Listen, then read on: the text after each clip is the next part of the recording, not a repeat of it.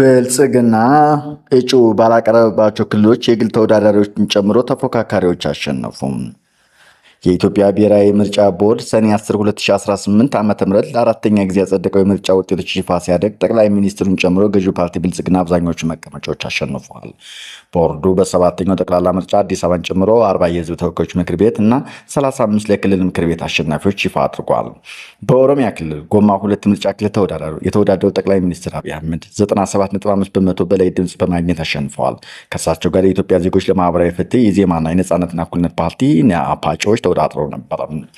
ብቻቸውን በኦሮሚያ ክልል ያለ ተፎካካሪ የተወዳደሩት የቀድሞው የኦሮሞ ነጻነት ግንባር ኦነግ አመራሮች ዲማ ነጎና አራርሳ ቢቂላ አሸንፈዋል። ሰኔ 10 ይፋ በሆነው የምርጫ ውጤት በአጠቃላይ በኦሮሚያ ክልል 5 የህዝብ ተወካዮች ምክር ቤት ወንበሮች አሸናፊዎች ተለይተዋል። በክፍሌ 2 ምርጫ ክልል ብቻ የተወዳደሩት የአዲስ ትውልድ ፓርቲ እጩ ሰለሞን ተንፈስ አሸንፈዋል። ብልጽግና ፓርቲን ወክለው በነቀምት የተወዳደሩት የብሔራዊ ባንክ ግዢ እዮብ ተካልኝ በ92% ድምፅ አሸንፈዋል።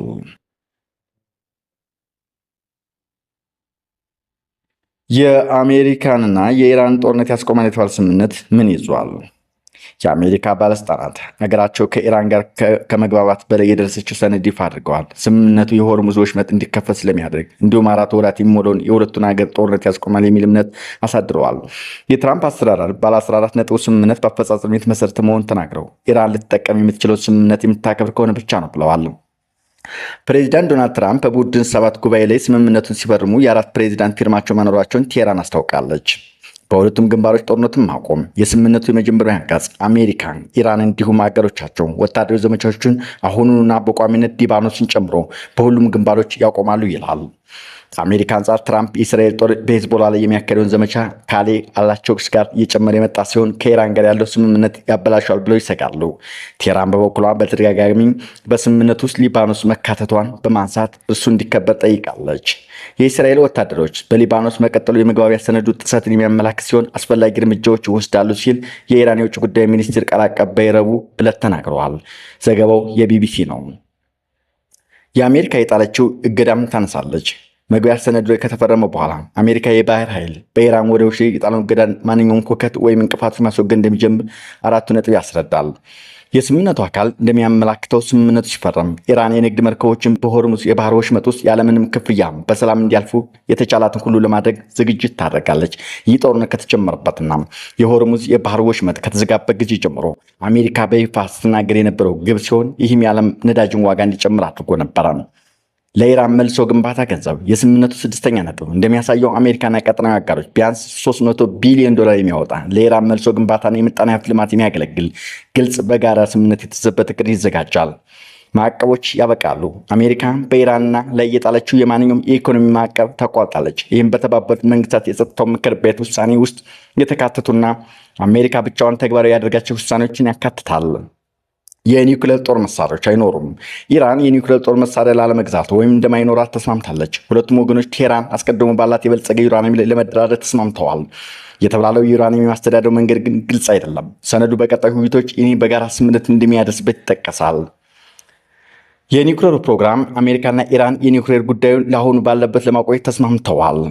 እንዳይንቀሳቀሱ የተደረጉ ሀብቶች ቁጥጥርና የመጨረሻው ድርድር የሰነዱ መጨረሻ ጥቂት ነጥቦች ላይ ስምምነቱ እንዴት እንደሚካሄድ የሎጂስቲክስ ዝርዝር ይቀርባል።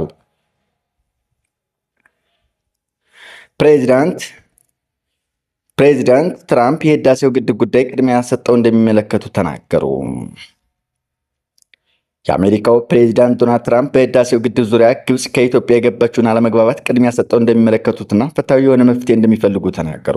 ፕሬዚዳንቱ ይህን ያሉት በፈረንሳይ በተካሄደውና ረቡዕ በተጠናቀቀው የቡድኑ 7 አባል ሀገራት ላይ ስብሰባ ወቅት ከግብጽ ፕሬዚዳንት አልሲሲ ጋር በተገናኙበት ጊዜ ነው።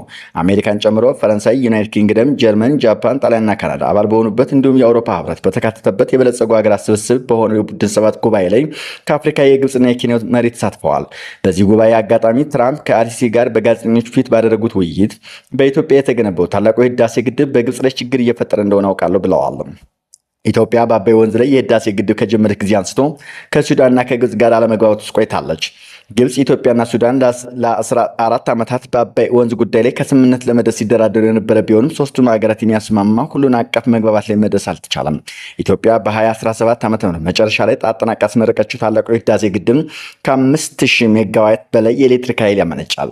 ትራምፕ በተለያየ ጊዜያት ስለ ህዳሴ ግድብ ከኢትዮጵያ ተቃራኒ የሆነ አቋም ሲያራምዱና ለግብጽ ወግነው አስተያየት ሲሰጡ ተደምጠዋል። በጥር ወር ፕሬዚዳንቱ ለግብጽ አቻቸው አብደልፋታህ አል-ሲሲ በጻፉት ደብዳቤ የህዳሴ ግድብን የተመለከተ ድርድር ለመጀመር እንደሚፈልጉም ገልጸው ነበር። ፕሬዚዳንት ትራምፕ በዚህ ደብዳቤያቸው ላይ በግብጽና በኢትዮጵያ መካከል ያለውን የአባይን ውሃ መጋራት ጥያቄ ለአንዴና ለመጨረሻ ጊዜ በኃላፊነት መንፈስ ለመፍታት ዝግጁ ነኝ ብለውም ነበር። ኢትዮጵያ በዚህ ለግብጽ በቀጥታ በተጻፈ ደብዳቤ ላይ ከየጠቀሰችው በግልባጭ እንዳደረሱ ብቻ ነው። የግብፁ ፕሬዚዳንት አልሲሲና የአሜሪካው ፕሬዚዳንት ዶናልድ ትራምፕ በፈረንሳይ ተገናኝተው ሲጓዩ ካነሷቸው ጉዳዮች መካከል አንዱ የታላቁ ህዳሴ ግድብ ነበረ። ፕሬዚዳንት አልሲሲ የአባይ ወንዝ ጉዳይ ለግብጽ ያለውን ጠቃሚነት ተናግረው ትራምፕ ጉዳዩን ለመፍታት ፍላጎት በማሳየታቸው አስመስግነዋል። ከግብጽ ፕሬዚዳንት ጋር በመገናኘት ክብር ይሰማኛል ያሉት የአሜሪካው ፕሬዚዳንት እሱ በመላው ዓለም የተከበረ ሰው ነው፣ ግንኙነታችን ጠንካራ ነው፣ ግን የግል ግንኙነታችን ለረጅም ጊዜ እንዲሁ ጠንካራ ነው ሲሉ አልሲሲን አሞካሸዋል። ትራምፕ አክለውም በግድቡ ፕሮጀክት ጉዳይ እያገዝኩት ነው፣ በጋራ እየሰራንበት ነው በማለት በጥምረት እየሰሩ መሆኑን አረጋግጠዋል።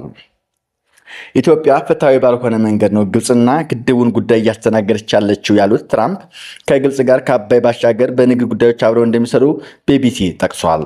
የናይል ውሃ መሆን ከነበረበት መጠኑ ዝቅ እያለ ነው ያለው በኢትዮጵያ ግድብ ተገንብቷል፣ ብዙ ችግር በግብጽ ላይ እየደረሰ እንደሆነ አውቄያለሁ ብለዋል። የአሜሪካው ፕሬዚዳንት ዶናልድ ትራምፕ በመጀመሪያው የስልጣን ዘመናቸው የግድቡን ጉዳይ ፈተውት እንደነበር ጠቅሰው ነገር ግን በተጨበረበረ ምርጫ ተሸንፈው ነገሮች መበላሸታቸውን ተናግረዋል። በመቀጠልም እስኪ በድጋሚ ነገሩን እናወውና ችግሩን እንፈታዋለን ሲሉ ለአልሲሲ ቃል ገብተዋል። በትራምፕ የመጀመሪያ የስልጣን ዘመን በአሜሪካና በዓለም ባንክ አሸማጋይነት ተከታታይ ድርድሮች በኢትዮጵያ በግብጽና በሱዳን መካከል መደረጋቸው ይታወሳል። ነገር ግን ከስምምነቱ ተደርሶ ይፈረማን በተባለበት የመጨረሻው ሰዓት ኢትዮጵያ የቀረበችውን ስምምነት ጥቅሟን የሚጎዳ መሆኑን በመግለጽ ባለመፈረሟ ጉዳዩ በእንጥልጥል ቆይቷል። በዚህ ምክንያት የተቆጡት ፕሬዚዳንት ትራምፕ በወቅቱ የአሜሪካ ለኢትዮጵያ ተሰጥ የነበረውን ድጋፍ የተወሰነ እንዲቋረጥ ማድረጋቸው ይታወሳል። በፈረንሳይ ውይይት ወቅት የግብፁ ፕሬዚዳንት ለትራምፕ ትልቅ ክብር እንዳላቸውና በመካከለኛው ምስራቅ ሰላም አምጥተዋል በሚል ምስጋና ቀርቦላቸዋል። ፕሬዚዳንት ትራምፕ ለእርሱ ያለን ክብርና አድናቆት ለመግለጽ ቃላት ያጥረኛል። ይህ ግድብ በግብጽ ላይ እየፈጠረ ያለውን እክል ስለመረዳቱ ታላቅ ክብሮት አለኝ። ግብጽና ሱዳን በተደጋጋሚ በአባይ ወንዝ ላይ ኢትዮጵያ የገነባችው ታላቁ ህዳሴ ግድብ በምስራቅ የናይል ተፋሰስ ሀገራት ላይ ዘላቂ ስጋት ደቅኗል ሲሉ ይከሳሉ። ኢትዮጵያ በግድቡ ምክንያት በተፋሰሱ ሀገራት ላይ የሚደርሱ ጉዳት እንደሌለ በመግለጽ በተፈጥሮ ሀብቷ በፍትሃዊ የመጠቀም ህጋዊ መብቷን እንደምትጠቀም በተደጋጋሚ ስትገልጽ ቆይታለች። ግብጽ ግን በግድቡ የውሃ ይዘትና በሚለቀቅበት ሁኔታ ላይ ኢትዮጵያ አስገዳጅ ህጋዊ ስምምነት እንድትፈርም ትፈልጋለች።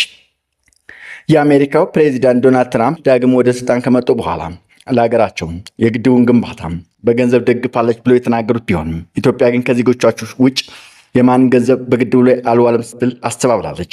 እንዲሁም በተለያዩ ጊዜያት ፕሬዚዳንት የአባይ ወንዝ ከግብጽ የሚነሳ አድርገው ያስቡ እንደነበር የገለጹን ጨምሮ ግድቡ ግልጽ የሚጎዳ በመሆኑ በመጥቀስ የግብጽን አቋም የሚደግፍ ተደጋጋሚ ንግግር ማድረጋቸው ይታወሳል።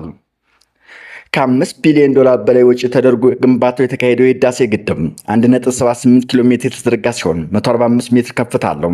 በዓለማችን በዝመቱ የሚታወቀው የአባይ ወንዝ ከ85 በመቶ በላይ ውሃውን የሚያገኘው ከኢትዮጵያ ነው። የወንዙ አብዛኛው ውሃ የምትጠቀመው ግብጽ በኢትዮጵያ ግድብ መገንባት የውሃ መጠን ይቀንሳል ስትል በተደጋጋሚ ብትከስም ኢትዮጵያ ግን ውንጀላውን በተደጋጋሚ ውድቅ አድርጋለች። ግብጽ በአውሮፓውያኑ 1959 የተፈረመውና አብዛኛው የወንዙን ውሃ ድርሻ የሚሰጥ የቀኝ ግዛት ስምምነት በመጥቀስ የወንዙን ውሃ ሙሉ በሙሉ በበላይነት ለብቻዋ የመጠቀም ፍላጎት አላት በማለት ኢትዮጵያ ይህ ሁሉ መለወጥ እንዳለበት ስትከራከር ቆይታለች። ኢትዮጵያ በአባይ ወንዝ ላይ ያላትን ድርሻዋን ባረጋገጠ መልኩ ፍትሐዊና ምክንያታዊ አጠቃቀም ላይ ስምምነት እንዲደርስና ታላቁ የህዳሴ ግድብ የግብጽ የውሃ ደህንነት ላይ አደጋ የሚጥል አይደለም በድጋሚ ገልጻለች። አድማጮቻችን ዜናዎቻችን እንደዚህ ነበሩ። ስለወደዳችሁና ሼር ላይክ ስለምታደርጉ እናመሰግናለን።